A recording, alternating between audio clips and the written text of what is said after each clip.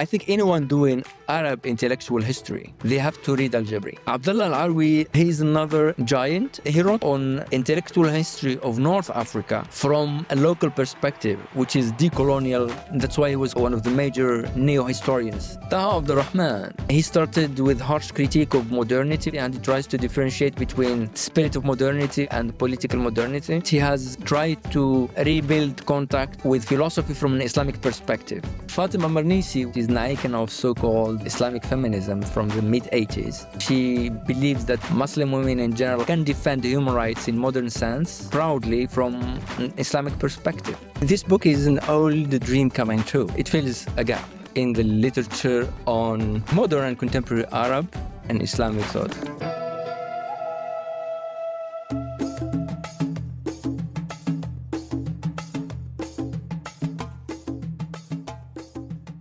Welcome to the Afikra podcast. My name is Mike Yimhenna. Today on the series, we're talking about philosophers and thinkers from Morocco. With me is Dr. Mohammed Hashas, who is an assistant professor at the University of Rome. Mohammed, welcome to the series. Thank you for the invitation. Pleased to be in. No, it's great to have you here. One of the reasons why I wanted to have you on is because I came across this massive 800-page book, a volume, I should say, that you were the editor of and sort of the driving force behind, called Contemporary Moroccan Thought on Philosophy, Theology, Society, and Culture, that came out in 2025.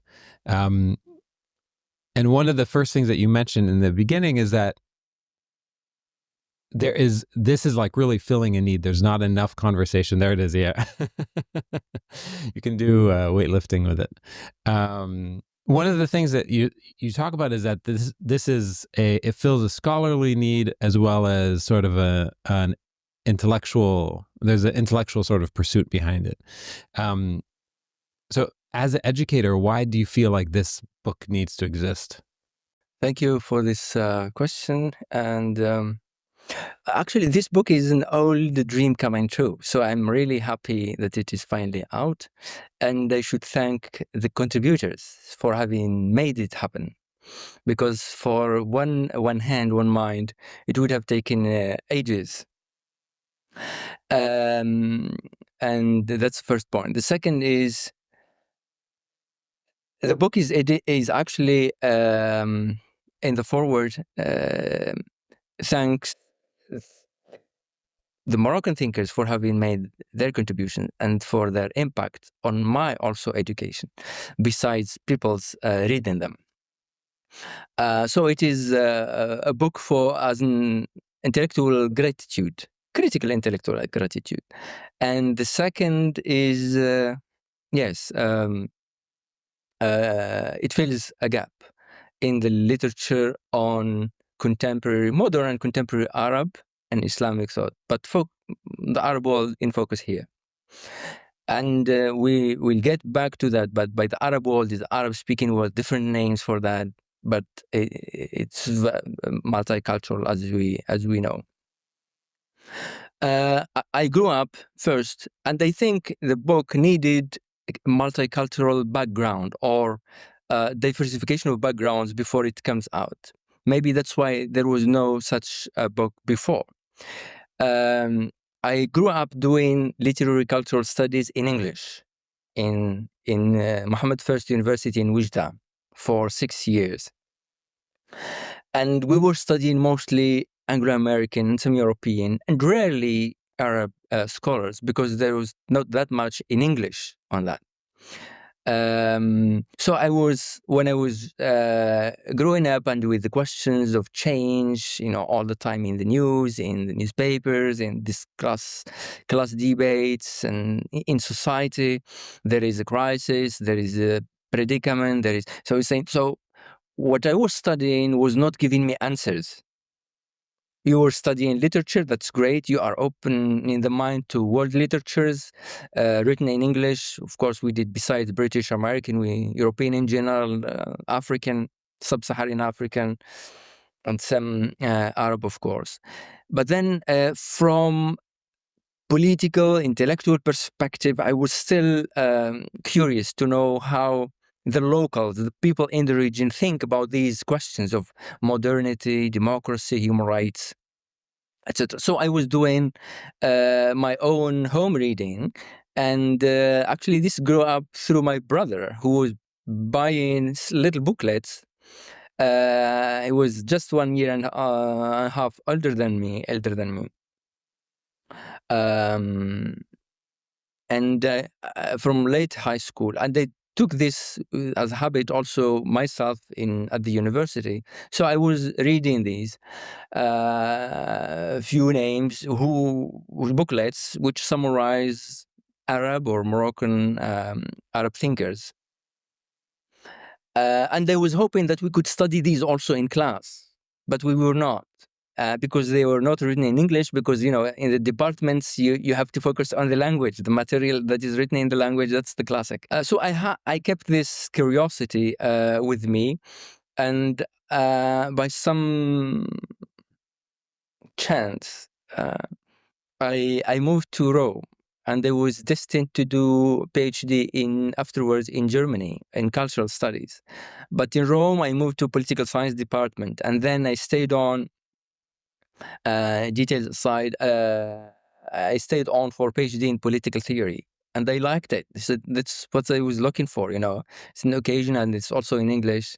So that allowed me to turn my intellectual passion also, besides literatures and cultural studies, into an academic interest, a scientific interest. So that's how the journey started. And then when I was reading the literature and major texts on contemporary Arab thought, modern contemporary, there are a couple of them, but we can count them, you know, in terms of numbers. There was focus on the broad Middle East, or the Mashriq, and little so on North Africa. But for the last, I'm speaking about 15 years ago, nearly 20 years ago. Okay. So now there is more work, you know. For the last 15 years, 10 years, there is much work on North African societies and intellectual history. But when I was studying this, I found that there wasn't enough. There were few anthologies or edited volumes, and that speak about major authors' names, and that's it. So there are no monographs, sequel events, or sequel works on special figures until now. So I said, maybe that could be my contribution. I kept the idea, and after and they started it gradually. Again, we before this book you mentioned on contemporary Moroccan thought, I also co-edited two works on two Moroccans, Al-Jabri, Mohammed Al-Jabri, and Taha Abdurrahman, with colleagues, you know.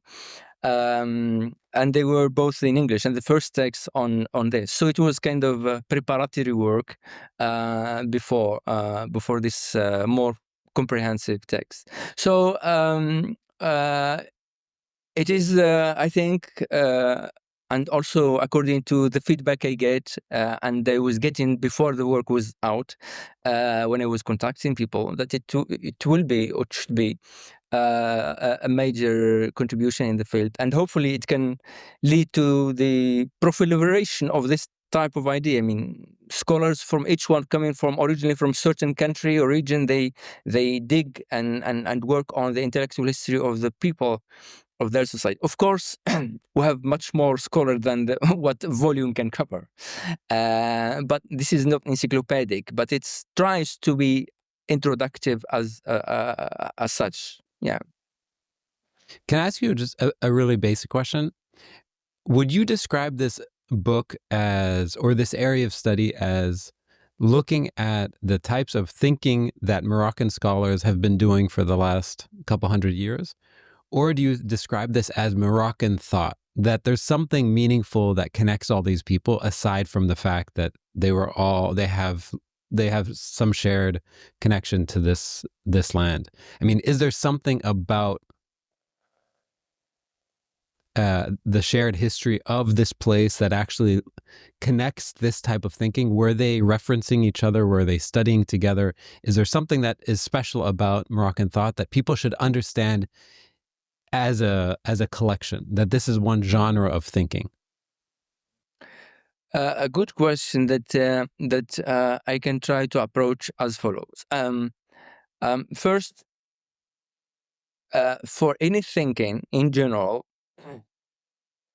to be categorized as such, it should be written in a particular language that is shared with a larger community of scholarly community, which also travels beyond this linguistic boundary. So most of the texts we studied in Morocco of intellectuals, they are written in Arabic. Few cases, sometimes in French, but intellectuals write in Arabic.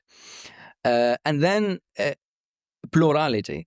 I think it's the diversity within the intellectual productions has also been attractive to me, and the book tries to cover that, tries to show that. And that's maybe also why Moroccan thought is studied outside Morocco in the broad Arab world, and also some major names have made it to be translated in other languages, and they are studied in mostly the Islamic world, and of course in any serious university in the world that studies the broad Middle East or the North Africa and Middle East. I think this is the maybe the value that this book and what Moroccan thought is about, because it does not speak to Moroccan issues alone. Otherwise, it could have been of minor interest, and I don't maybe want to say more, but maybe later on we can delve more into it. But it is its ability to cover regional issues, Islamic issues in broad sense, and then international issues that makes of it attractive as a way of thinking from the edge. So I try to go beyond the classifications of religious, secular, liberal. No, in certain views, some scholar could be this, and in others could be this. It depends whether they are talking to Moroccan issues or to regional issues or to global issues. Yeah. Okay, when you think of, let's just sort of set the geography and the time for a second. When you think of contemporary Moroccan thought, when does that start, and on whose shoulders are those thinkers standing, and what are the sort of the geographic boundaries of that? Oh, another excellent question. Actually, it's good to know. The different geographies, historiographies have different, as you know, different definitions of what contemporary mean. It's a different way of asking this question is basically, where is Morocco? Where is the Morocco that you're talking about? Oh yeah, the excellent framing. So. Geographically, we can locate it. Intellectually, it is more aquatic, if I can use a word for Mediterranean studies. Yeah, exactly. So it's mobile. It's everywhere, wherever it can reach, and it can talk to intellects from other horizons and epistemes. That is it. So the contemporary in this book refers to the creation of the modern university of Rabat, which was founded in 1958. And the period before it, I refer to it as modern, as we could assume. And the modern, often in the broad Middle East, is the modern contact with the modernity.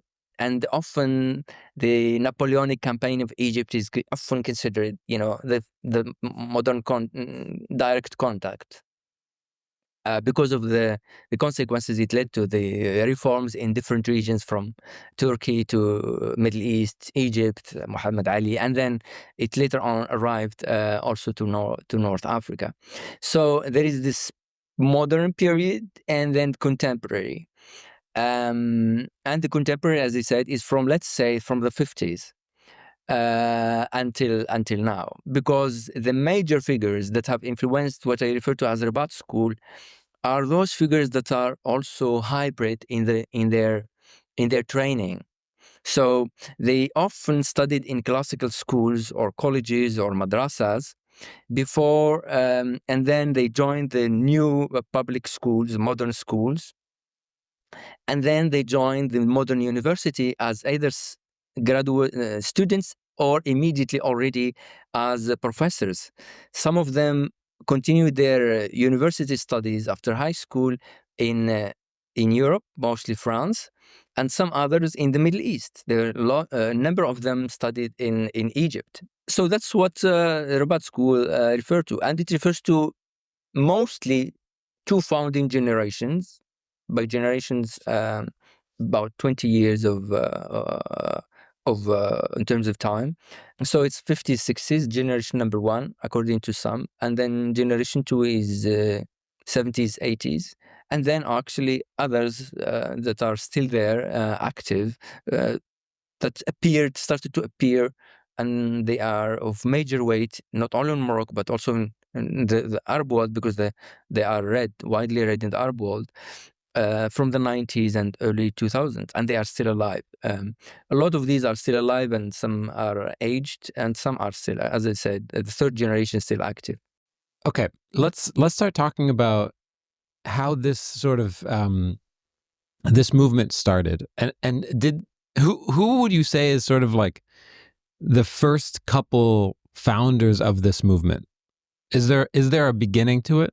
Is there a beginning to this period? Is there a initial book or an initial publication that sort of sets the table of these are the major issues we are talking about? When did it start?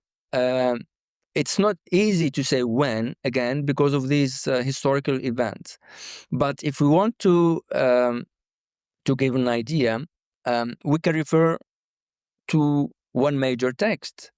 In Arabic, it's called النبوغ المغربي في الأدب العربي by Abdallah Gannoun, a major hybrid figure. He was born, he grew up in the early 20th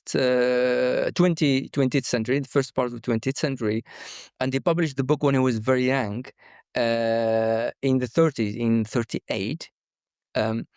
And it was immediately translated in Spanish, or at least the first volume, and then later on, first volumes in French and German. The idea, the title seems as if only literature, but he tries to show in his readings that the Mashriqis in the Levant, they don't know much about intellectual history of Morocco in particular. Morocco as an heir among the other North African countries, but Morocco has this also intellectual history because of various other reasons we can get into, maybe for political continuity, legitimacy, etc. As maybe the heir or a major heir, warith, of also the Andalusian experience, Arab Islamic intellectual and political history of the west of the Mediterranean at certain in medieval times, from 8th to 15th century. And then the continuity of the country because of Al-Qarawiyyin University in Fez, founded in mid-9th century, 856, 59, and the importance, it has remained as a major political and also especially spiritual and intellectual hub of the country. And Abdallah Gannoun, he wrote this book to say that there is major contribution to Arab intellectual life from this angle of the west of the Arab world. I mean, Al-Gharb al-Islami, or Al-Gharb al-Alam al-Arabi al-Islami in the classical sense. And Al-Maghrib, literally, means the sunset.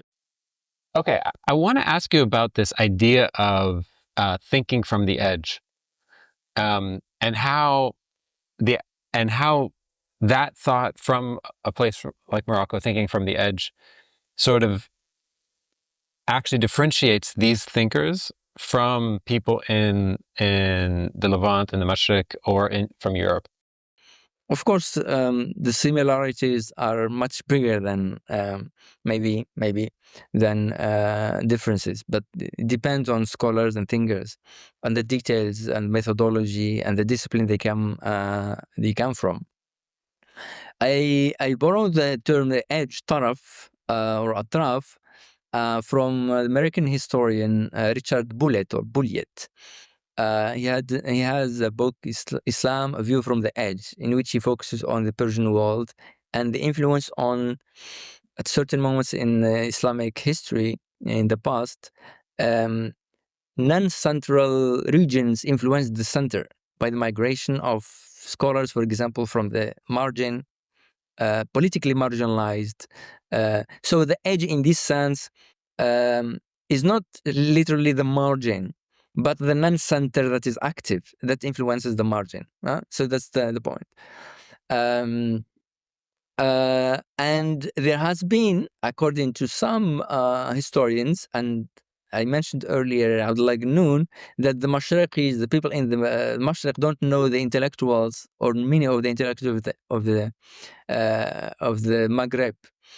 And then, for various reasons, in the post-colonial period, from 50s, 60s, there is a strong kind of contribution, maybe especially from philosophical, but also literary, of Moroccan intellectuals that are widely read in the heartlands, if we can call it so, the Mashriq. It coincides with the various political events and the development of profound philosophical and theological projects that are critical of Turath, of the tradition, for renewal, for robust renewal. And of course, the early Nahda Renaissance started in the Middle East for the reasons we briefly mentioned earlier. Cairo and the broad Syria, greater Syria, Beirut played an important role.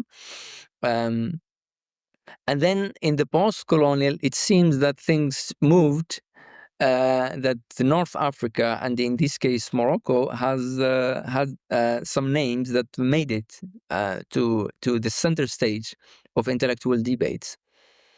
It coincides with those critical period in Arab thought, actually. Critique after 1967 and the developments of those projects. Al-Azm started in publishing immediately after that event and defeat, and then also Laroui made appearance a little bit earlier, some months, maybe a year or before, and then afterwards. And then Ali Umlil, and then Al-Jabri, and then Taha Abdurrahman in philosophy, and then contemporary, the ones that are now widely also read and still active, like Abdessalam bin Abdul Ali, and Noordin Afaya, Muhammad Noordin Afaya, and Abdelilah bin Aziz. And then the way the tradition has been read, the figures like Ibn Rushd, or Ibn Khaldun, or Ibn Hazm, or Ibn Arabi, these belong to North Africa and Al-Andalus, and they have been appropriated intellectually by everyone, but then some in North Africa have appropriated them more than others, because they see them as, for various reasons, some see them as harbingers of modernity. They are, medieval times, pre-modern times. If we build on them now, we could make it, and with the legitimacy. I mean, it's a question about legitimacy, how you can change, but at the same time refer to your tradition. So those who are reconciliatory, they believe that the tradition still has, if we adopt certain figures in particular and not others, while there are other trends that says, no, we need to have total break, epistemic break with tradition, so that we can really modernize, and the modernization can be authentic and not mimetic or halfway, And then there are those scholars who make it clear that there should be clear distinction between ideals, enlightenment, place of reason, and the political manifestation of this modernity. And Muhammad, these... can I stop you for a second? Yes. Let me stop you for a second. Can you give examples of who some of these thinkers are in the near, the ones who think about near, the ones who think about far, and the ones who think about other? And like concrete examples of some of the dichotomies that they're thinking about, the problems that they're actually thinking about and that they're writing about. What do these people care about? Yes, good. Actually, all of them could be put in all of these categories, but on different levels. Some they contribute to all of these, but some who focus mostly on Moroccan issues, um, they are mostly maybe known in Morocco, but their ideas are larger. They were taken into consideration national interest in the broad Arab world and also third world. Alal al-Fasi, for example, he's active in as a national figure but intellectual figure. He wrote Self-Critique, النقد الذاتي, in the 50s, early 50s, and on Sharia and its ethics. He wrote a lot. He was very active also at the political level, founder of the Istiqlal Party.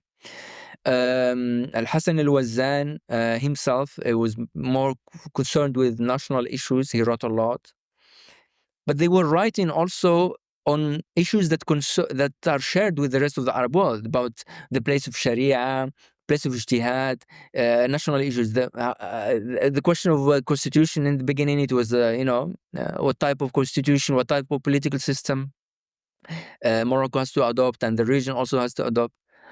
And though you have intellectuals and political figures that didn't leave much, but they had weight also outside, like a third worldist, Mehdi Ben Barka. Of course, he was working in the Moroccan political scene, but he disappeared in Paris in 1965.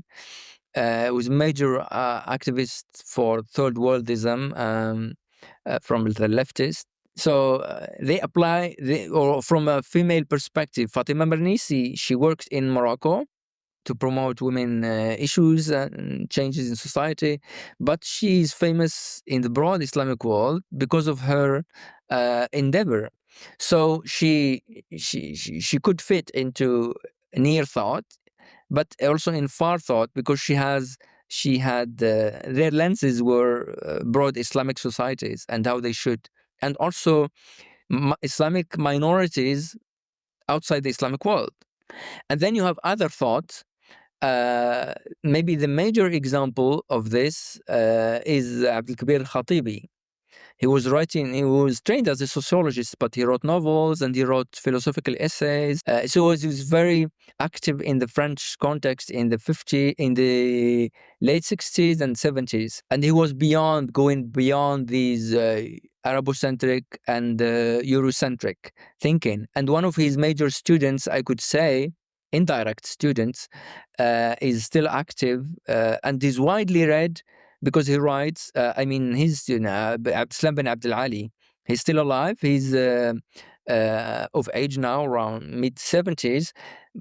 But he writes short philosophical texts that are widely read outside philosophy circles. Yeah. I hope these are some examples. Okay, that's great. Okay, I want to play a game with you, and basically, I'm going to give you a name. I want to sort of do like the top 10. I mean, obviously they're not top 10, but the 10 of the most influential thinkers that you cover in the book, or that you mention in the book. I'm going to give you their name, and I want you to tell me what you think their major contribution is, why people should know about them. Okay? That's a difficult question. You would put me in trouble with these living thinkers. Yeah. Yeah. Let's start with Al-Jabri. So introduce Al-Jabri and why you think, what's really, really important about him. I think anyone doing Arab intellectual history, including non-specialists, but specialists for sure, they have to read Al-Jabri, whether they agree or not, disagree, but he is an elephant in the room with his major project, Critique of Arab Reason or Arab Thought. What does he write about? Just big picture, what does he write about? He first, his major contribution, he tries to put the intellectual contribution of classical Arab thought in order. Of course, scholars don't agree with the way he put it, but with his 4 volumes, he speaks about the influences that influenced Arab thought in these formations, the beginnings, the major scholars, the major books that influenced Arab intellectuals. And then he focuses on Arab political thought. And he says the major concepts that influenced it until now, and the way it should save itself if it wants to reform. For he speaks, for example, the idea of tribalism, the idea of bounty, al-ghanima, the idea of clientelism or nepotism, and how they should, he puts replacements from modern perspective, how they should be modernized. Amazing. Abdallah Al-Aroui. Abdallah Al-Aroui, he's still alive. He's now around, I think, 91 years of age, and he's still productive. One of his latest texts was his memoirs during COVID. He's another giant, considered liberal Marxist. I mean, he started, and he was misunderstood, I think, in the 70s and until now. He's trained as a historian, and he still identifies as a historian, but he wrote on philosophy. One of his major takes on philosophy are 5 books on مفاهيم الحرية, مفهوم العقل, مفهوم التاريخ, مفهوم الإيديولوجيا. Did I mention الحرية? Yeah. And the الدولة, مفهوم الدولة. So the concept on the state, on ideology, on history, on reason, on liberty. His style is different in terms of writing. The way he writes his sentences are different from Al-Jabri, which are easier. Al-Jabri, because he was also trained, he was an activist, he was writing in journalism before he turned into writing only pure scientific work. But Al-Jabri, Al-Aroui's texts are a bit different. And he wrote also on intellectual history of North Africa from a local perspective, which is decolonial experience of writing's one history. And that's why he was called kind of one of the major neo-historians of Morocco, non-classical historian. I think he's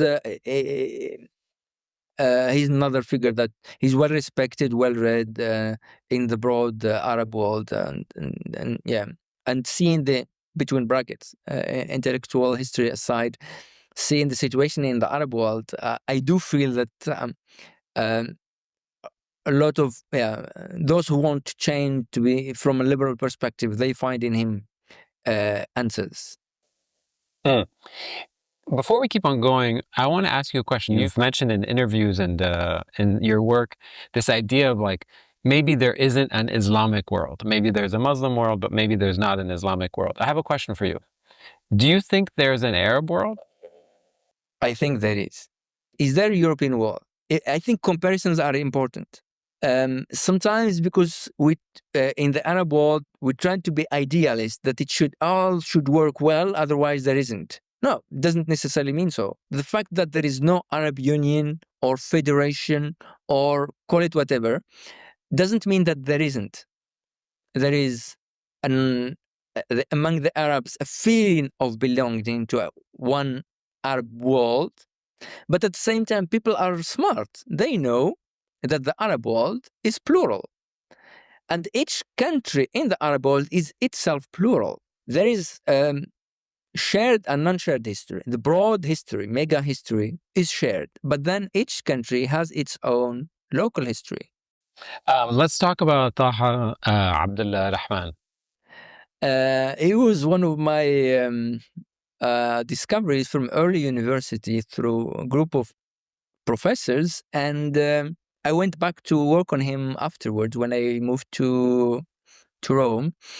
When I was making questions to Arab and Islamic intellectual history and the differences, and where some scholars try to find niches of creativity or difference, both creativity and difference.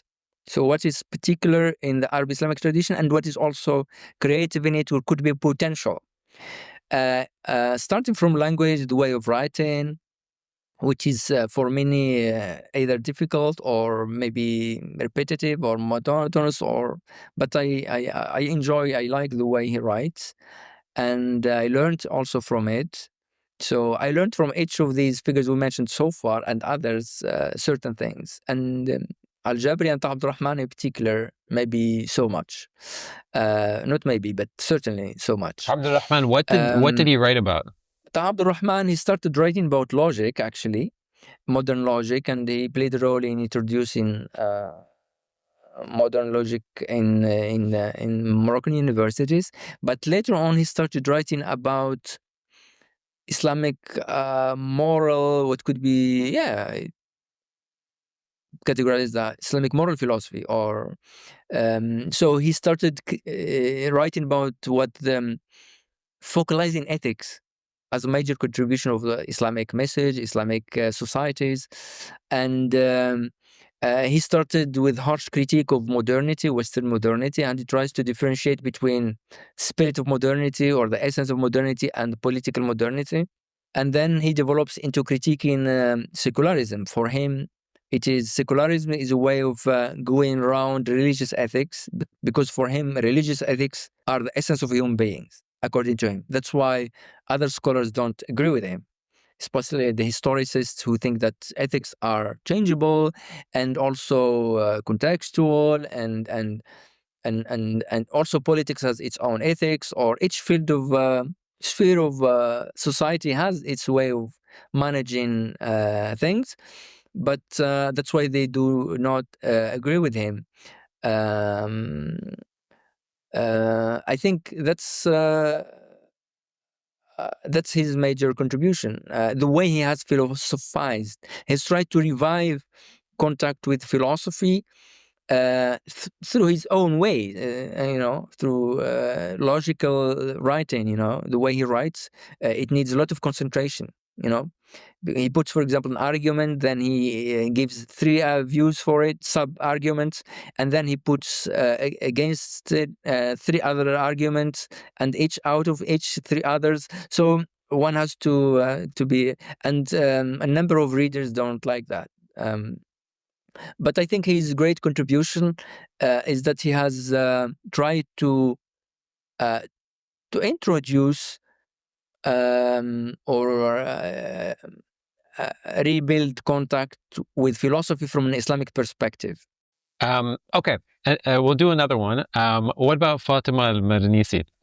Fatima Mernissi, she is loved not only in Morocco, but she's an icon of so-called Islamic feminism from the mid-80s. She was also very critiqued.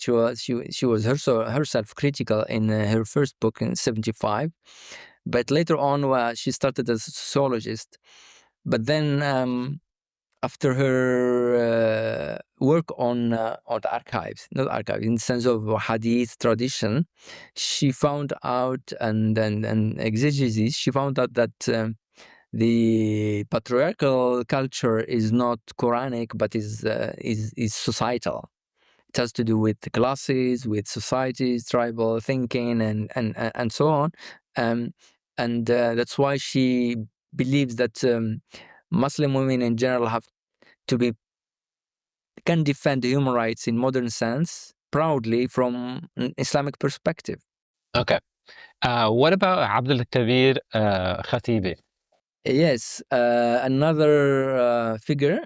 We said in the beginning that he falls into the category of other thinking or other thought, because he loves pluralization. He tries to go beyond identities, or especially identity politics, beyond Arabocentrism, beyond Eurocentrism, and he thinks that there is something else that human beings in our societies, North Africa, Middle East, and in the broad Mediterranean can find out if they dig deeper.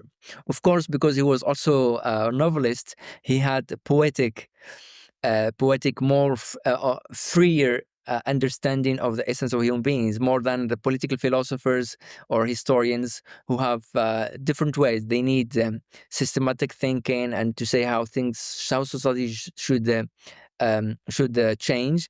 But he called for change, and he believed that human beings are identities could be more plural and better the way when they are more plural. Yeah. Okay, perfect. This is the next one. I want to talk about Mohammed Aziz al-Lahbabi.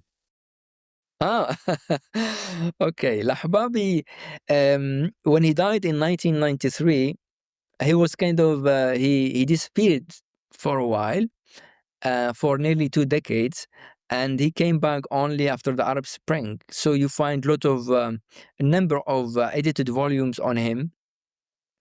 in Morocco and also in the Levant, in the Middle East. He was being reread.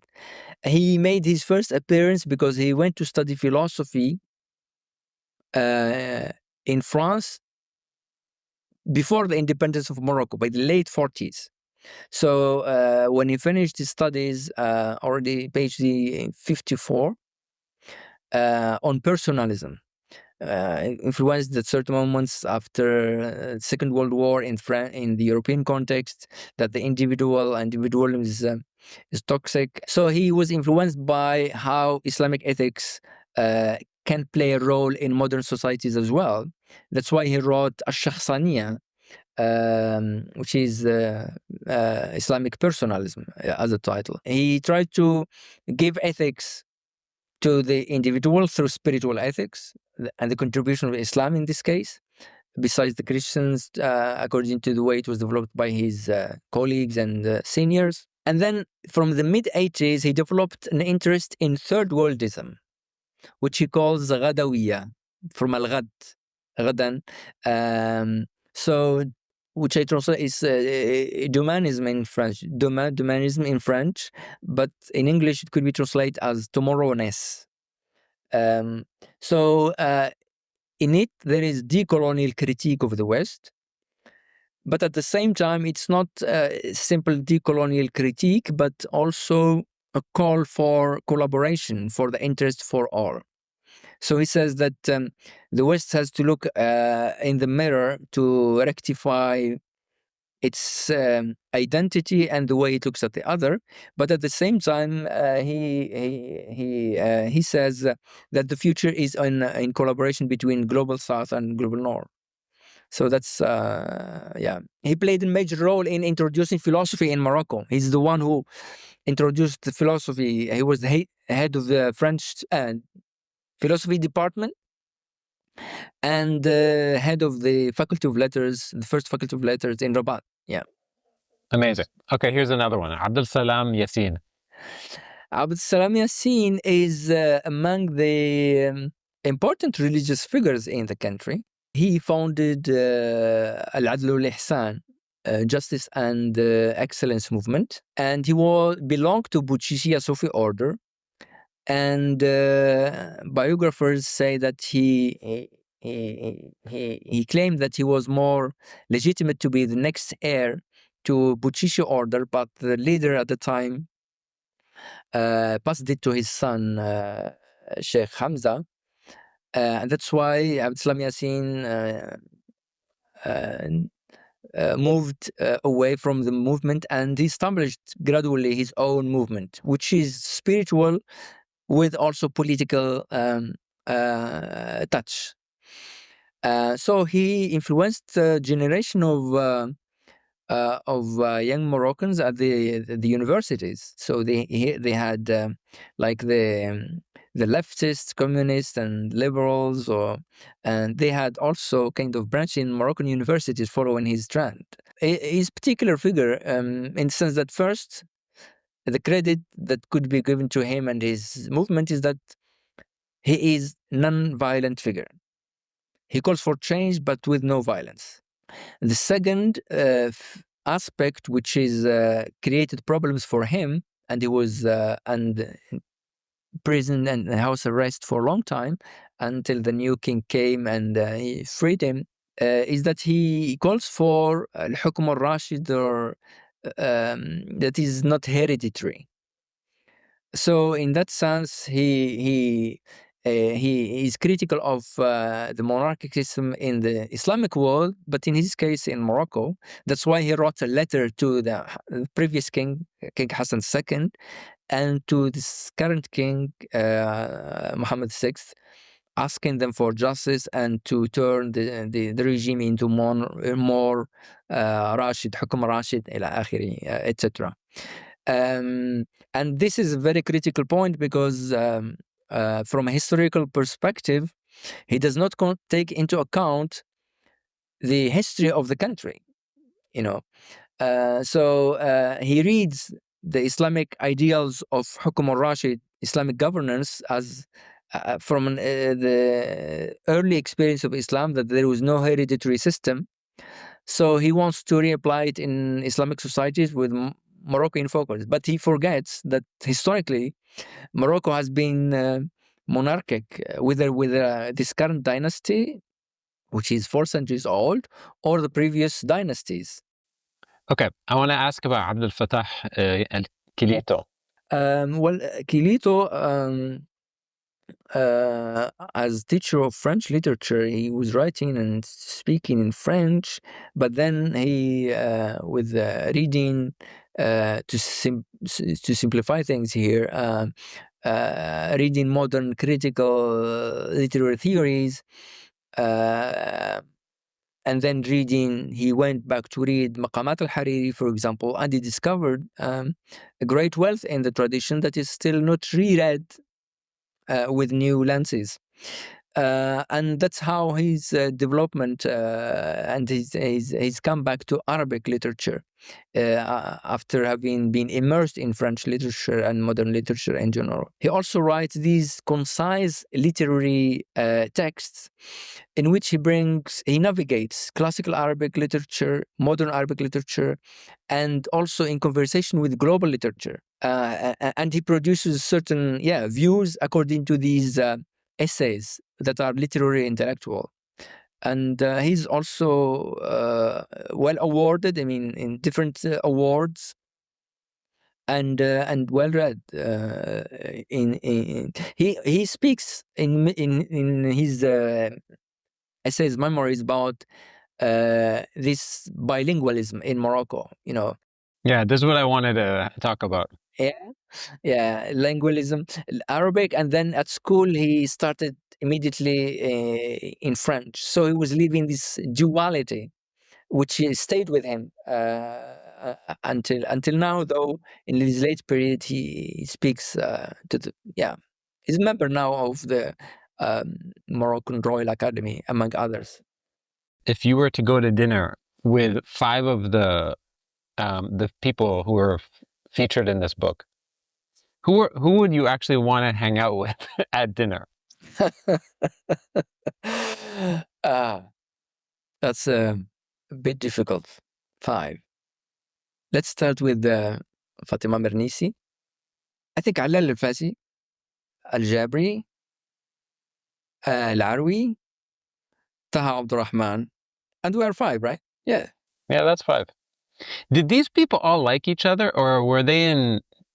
Was it like any other scene where it's cliquey and people don't like each other and are people subtweeting each other, saying, criticizing each other, and it's very like high school? Is that kind of how it was? Yes. No, I don't think they. There is now in the Moroccan intellectual scene, which is known also in the Arab world, that Laroui, Al-Jabri, and Abdurrahman, they represent 3 different projects. Okay, last question before I let you go. If you were to tell one of your students who wants to study this stuff, give them a reading list, or give them a shopping list, I should say, what are the few books that you like? This is where you have to start. These are the first 5 books on your bookshelf. You have to start here. If you're interested in Moroccan thought, contemporary Moroccan thought, this is where you have to start. First. Yeah. First, here is self promotion of the book. This is the first book that they have to start with. Otherwise, they fail. They fail the course. No, look, the introduction I have written, and modestly, is 120 pages, which is first chapter. It's not really an introduction at this point. It's a book. It's not an introduction. And I'm working on it to be a book, independent book. It gives a genealogy of thinking in Morocco, the political and intellectual figures that have influenced it in different spheres, and then it gives these 30 chapters that are that catch or cover a number of major figures. Of course, there are others that could not be in, but they are mentioned in footnotes, etc. I'll change the question, because one of the things that your book does, there are 30 chapters. I mean, there's the first one that's written by you, but then there's 29 other chapters written by all these other scholars. can you recommend some scholars that you're like, these are some great places. These are some people who are putting out excellent work on this topic, on many topics adjacent to this. These are some scholars that people should be checking out for a general audience. I think this is a difficult question because, you didn't give me a list of questions to prepare, general guidelines. I'm forcing you, I'm putting you on the spot. Yeah. It's difficult. It could be unfair to some names. It could be unfair to some names. But again, there are few emergencies, a few younger scholars working on intellectual history. But so far, we were speaking about the intellectual gap before and the contribution. There has been an interest in Moroccan politics, history in general, and there has been interest in anthropological, sociological work. So there are in French and English. But intellectual history, again, they are still here. Out of 5, 3 I have edited myself. There is one monograph on Fatima Mernissi 15 years ago. And then on Al-Jabri and Abdurrahman by myself and a few colleagues. And then there was Khalid Al-Yamlahi has edited recently a volume 4 years ago on Khatibi, on Abdelkebir Khatibi. And then this is the 5th volume on Moroccan thought in English. That I know that there is 1 or 2 on Abdallah Laroui in English coming out. But maybe speaking about Laroui, now that you're making a story, if someone wants to read history from a local perspective, maybe Laroui's history of the Maghreb, which is an essay, he called it an essay, interpretive essay. It's a huge book, around 500 pages. It's available also in English. It can give an idea of the history from a local perspective. Last question before we wrap up. If you were to try to define the contributions that the Rabat school had on the sort of global debate around modernism and around democracy, the role of citizenship, what would you say the contributions are? Wael Halaq has written on Abdurrahman, Taha Abdurrahman. I should not have missed that. So, but speaking from memory, without that's your. This is my fault. Wael, this is my fault. As to the major contribution on citizenship, and I think on the questions of citizenship or on political issues, and there was just in a conference in Berlin last week on Arab philosophy and with a focus on political philosophy, comparisons could be withdrawn. And Laroui, Jabri, now Nordin Afaya and Aziz, I think they have written on these issues well. And then in that sense, they are globalists in their perspective. And they answer to the local needs, regional needs, and also global needs, because they are at the same time critical of a human rights discourse when it is used and abused according to interest.